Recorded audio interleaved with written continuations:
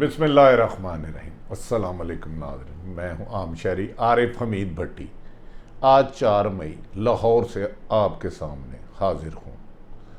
ناظرین، 3 سال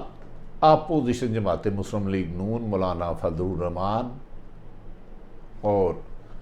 Peoples party establishment کو گالی گلوچ کرتی رہی، خصوصاً نون اور فضل الرحمان۔ الیکشن میں دھاندلی ہوئی 18 میں، یہ وہ چھوڑیں گے نہیں خلائی مخلوق، آخر کفر ٹوٹا خدا خدا کر کے۔ آج اچانک کراچی سے الیکشن لڑنے والے کینڈیڈیٹ مسلم لیگ نون کے نے مریم نواز کے بیانیے سے بغاوت کرتے ہوئے کہہ دیا کہ وہاں جو ووٹ گننے جا رہے ہیں وہ فوج کی تحویل میں دے دیے جائے، جمہوری حکومت میں عدم اعتماد کر دیا۔ ناظرین، بدلتا ہے آسمان رنگ کیسے کیسے، لگتا ہے اس ملک میں شور شرابہ احتجاج اس کا ہوتا ہے کہ میرے لیے دھاندلی کرو یا مجھے دھاندلی سے جتواؤ، جس کے لیے آپ دھاندلی نہ کرو وہ پھر دھاندلی کا الزام لگا دیتا ہے۔ اسی سلسلے میں ریفارمز بھی نہیں کی جا رہی۔ دوسری طرف 20 سال بعد آخر امریکہ اپنا کامیابی کا ہدف پورا نہ کرتے ہوئے افغانستان سے اپنی فوجیوں کا انخلاء شروع کر دیا ہے، جس سے خوفناک طالبان نے اٹیک کر کے بعض جگہوں پر قبضہ کر لیا ہے۔ کہا جا رہا ہے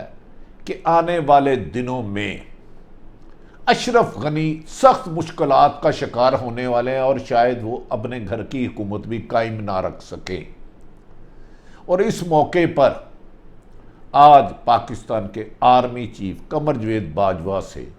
دیگر 2 اہم ترین ممالک کے اہم ترین شخصیات نے رابطے کیے اور پاکستان سے دوبارہ اپنا کردار ادا کرنے کا کہا کہ افغانستان میں امن کے لیے پاکستان کا کرے۔ دوسری طرف امریکہ افغانستان تو چھوڑ رہا ہے لیکن کوشش کر رہا ہے ارد گرد کہیں فوجی اڈے لے لیں۔ ناظرین، ہم آ جاتے ہیں آج آپ کے پاس پہلی سٹوری پر۔ آپ کو 25 جولائی 2018 یاد ہوگا، وہ الیکشن ہوا۔ الیکشن میں مسلم لیگ نون کامیاب نہیں ہو سکی اور اکثریتی جماعت majority party P T I بن گئی۔ الیکشن ہوتے ہی نواز شریف جو سپریم کورٹ سے نااہل ہو چکے تھے محترم، اور مولانا فضل الرحمان نے کہا یہ فوج نے دھاندلی کرائی ہے، اسٹیبلشمنٹ نے ہرایا ہے، یہ نتیجہ بنا کہیں اور ہے، اناؤنس کہیں اور ہوا ہے۔ اس قسم کے خوفناک الزامات لگائے، جبکہ اگر اسٹیبلشمنٹ نے عمران خان کو کامیاب کرانا ہوتا تو اتنی میجورٹی ان کو لے کے دیتے کہ وہ اپنی پوری حکومت بنا سکتے، یعنی کہ اتحادی جماعتوں کے مرہون منت نہ ہوتے، انہیں اتنی اکثریت تو لے کے دی جا سکتی تھی۔ ماضی میں نواز شریف 2/3 میجورٹی لے چکے ہیں، یہاں کم و بیشتر موجودہ سیٹوں سے 20-25% سیٹیں، 30 سیٹیں اور لے دیتے تو اس وقت عمران خان کی حکومت مضبوط ترین ہوتی اور وہ جو احتساب کا دعویٰ کرتے ہیں شاید وہ بھی پورا ہو سکتا۔ ناظرین، اس پر عمران خان نے انہیں اس وقت کہا تھا کہ اگر آپ کہتے ہیں اسٹیبلشمنٹ میں دھاندلی کی، کبھی اس کو خلائی مخلوق کہا گیا، یہاں تک کہ اپنی شکست کو تسلیم کرنے کی بجائے عوام نے ان کو ریجیکٹ کیا، اس کو اپنی خامیوں کو سمجھنے کی بجائے، اپنے کرپشن کو تسلیم کرنے کی بجائے سپریم کورٹ نے جب انہیں نااہل کر دیا۔ پہلے آپ کو جانتے ہیں ڈان لیک آئی، پاناما کیس آیا، سپریم کورٹ میں کیس چلا، جے آئی ٹی بنی، اس کے بعد نیب عدالت نے نواز شریف اور مریم صاحبہ کو سزائیں دی، لیکن ان سزاؤں کو وہ ہضم نہیں کر سکے کیونکہ ماضی میں کبھی ان پر ہاتھ نہیں ڈالا گیا تھا، مشرف دور میں ڈالا تھا، اسی سے ڈیل کر کے چلے گئے۔ اب انہوں نے سوچا کہ عمران خان کو بلیک میل کرنے کے لیے ایک ہی طریقہ ہے کہ اسٹیبلشمنٹ کو دباؤ میں لائیں۔ اس پر مولانا فضل الرحمان نے وہ گفتگو کی، انہوں نے کہا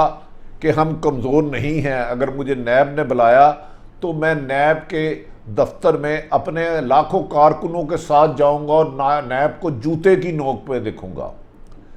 نواب مسلم لیگ نون کے لوگوں نے عدلیہ کے بارے میں کہا 4 بت بیٹھے ہوئے ہیں، انہیں اٹھا کے باہر پھینکے، ہم لوہے کے چنے ہیں، ہم ان کو نہیں چھوڑیں گے۔ اس قدر عدلیہ کی تذلیل کی گئی کہ جو ایسے ماضی میں انہوں نے سپریم کورٹ پر حملہ کیا تھا، اس کے باوجود بھی ان کی دال نہیں گلی۔ پھر نواز شریف بیمار ہوئے تو بیرون ملک طاقتوروں نے ہی انہیں باہر بھجوا دیا، علاج کے بہانے 4 ماہ سے گئے تھے، 4 ویک کے لیے گئے تھے، اب 14 مہینے ہو گئے ہیں۔ لیکن ناظرین، مریم نواز صاحبہ نے پھر بظاہر مسلم لیگ نون کی ہے تو وائس پریزیڈنٹ، لیکن انہوں نے کمانڈ سنبھال لی اور ایک پی ڈی ایم بنائی۔ پی ڈی ایم نے بلند و بالغ دعوے کیے، 1001 دعوے کیے کہ آج حکومت گئی، کل گئی، عمران خان سے حکومت چھین لیں گے، یہ ڈیلی ہے، سلیکٹڈ ہے، یہ 2 نمبر ہے، یہ نہیں جیتا، اس کو ووٹ ہی نہیں پڑا، اسٹیبلشمنٹ نے اس کو جتایا ہے، ووٹ بینک نہیں پڑا، الزامات لگائے۔ لیکن ان کے ساتھ عوام نے ساتھ نہیں دیا، بڑے جلوس نہیں کر سکے۔ مختلف موقعوں پر استعفوں دینے سے لے کے استعفے لینے تک ہر بات میں شرمندگی ہوئی، کامیابی نہیں ہو سکی، اور آہستہ آہستہ مریم بھی خاموش ہوتی گئی۔ تاہم اب کبھی کبھار ان کا ٹویٹر بولتا ہے، لیکن باقاعدہ حکومت کے خلاف موومنٹ چلانا بند کر دی۔ مولانا فضل الرحمان نے بھی اس دوران کہا کہ 20 سال مجھے اسٹیبلشمنٹ گود میں رکھی تھی، میرے پاس کشمیر کمیٹی نہیں رہی، حالانکہ مولانا فضل الرحمان اپنے حلقے سے، اپنے حلقہ انتخاب سے ہار چکے تھے۔ انہوں نے بھی فوج پر حملے شروع کر دیے اور کہا کہ یہ اسٹیبلشمنٹ ہوتی کون ہے الیکشن میں انٹرفیئرنس کرنے کی، جمہوریت میں ان کا کام ہی کوئی نہیں ہے، انہوں نے ہی عمران خان کو لایا ہے، اور عمران خان پہ سنگین الزامات لگاتے رہے۔ لیکن اس دوران عمران خان نے احتساب کا عمل جاری رکھا، لیکن بدقسمتی سے یہ احتساب کا عمل غیر جانبدار نہیں ہو سکا، جس کے بہتر نتائج نہیں آ سکے۔ اسی وجہ سے پیپلز پارٹی اور نون لیگ پہ اربوں خربوں روپے کی کرپشن کے الزامات کے باوجود بھی ریکوری نہیں ہو سکی، کیونکہ عمران خان صاحب کی حکومت پارٹی کے بقول کہ ان کی اکثریت جماعت نہیں تھی، انہیں کاف لیگ کو ساتھ ملانا پڑا، ایم کیو کو ملانا پڑا، باپ کو ساتھ ملانا پڑا، اور جی ڈی اے کو ساتھ ملانا پڑا، اور اس لیے وہ نہ تو قانون سازی کر سکتے ہیں، جس کو بھی گرفتار کرنا چاہتے ہیں تو وہ بلیک میل کرتا ہے۔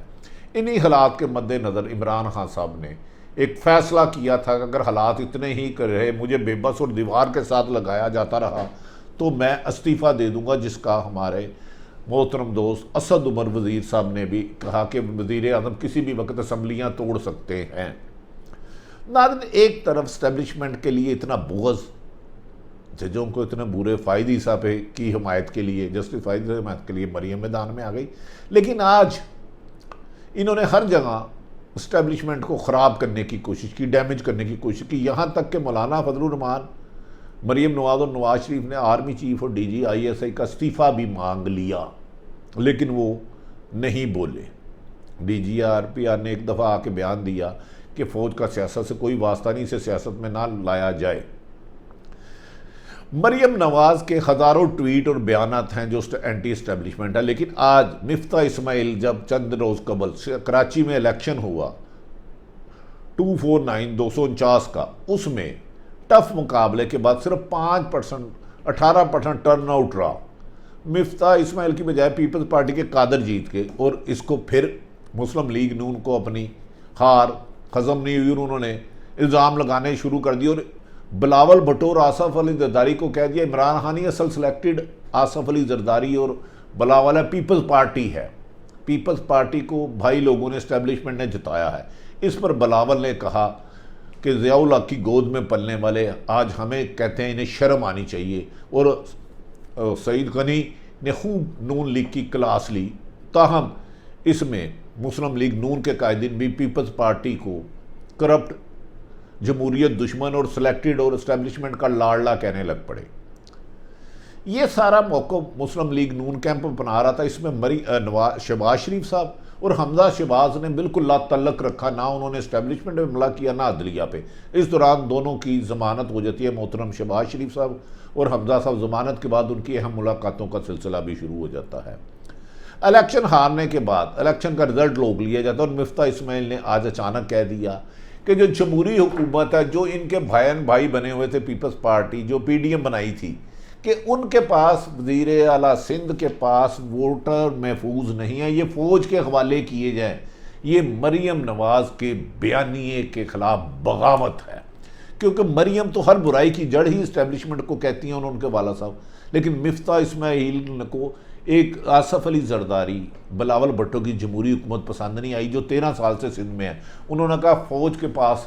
ووٹر لے جایا جائے کیونکہ وہ ایک ورنہ سندھ حکومت گڑبڑ کرے گی. کیا مفتاح اسماعیل نے یہ بیانیہ دے کہ فوج اپنا رزلٹ اپنے قبضے میں لے حلقہ 299 کا بغاوت کی ہے؟ شاید اسی لیے الیکٹرانک ووٹنگ کی پیپلز پارٹی اور نون لیگ مخالفت کر رہی ہے. کہا جا رہا ہے کہ ان سب نے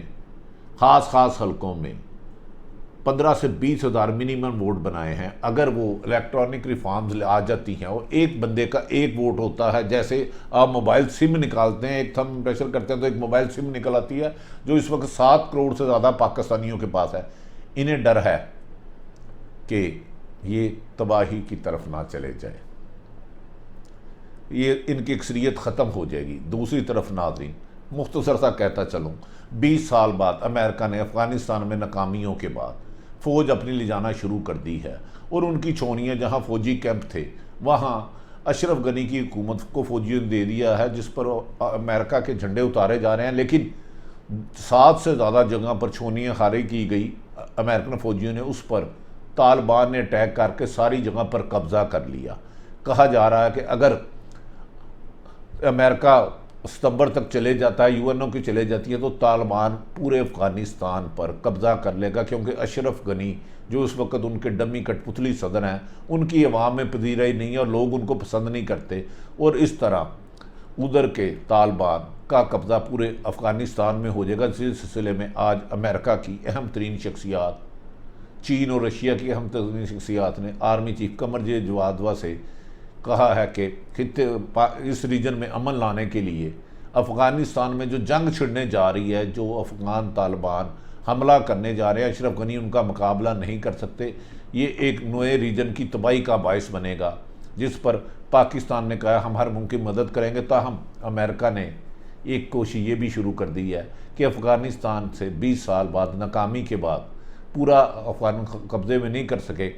تو ارد گرد کے ممالک سے فوجی اڈے مانگنے شروع کر دیے. یقیناً کوئی بھی ملک اپنی سلامتی اور قوانین کو مد نظر پہلے رکھے گا، امریکہ کی خواہشات بعد میں رکھے گا. ناظرین، عارف حمید بھٹی نے پاکستان اور انٹرنیشنل پولیٹکس میں جو کچھ ہو رہا ہے اور بدلتا رہتا ہے آپ کے آگے بتایا. اگر عارف حمید بھٹی کا یوٹیوب چینل پسند آئے تو اسے سبسکرائب کریں، اپنے ارد گرد رہنے والے کی خوشیوں کا خیال رکھیں. پاکستان زندہ باد.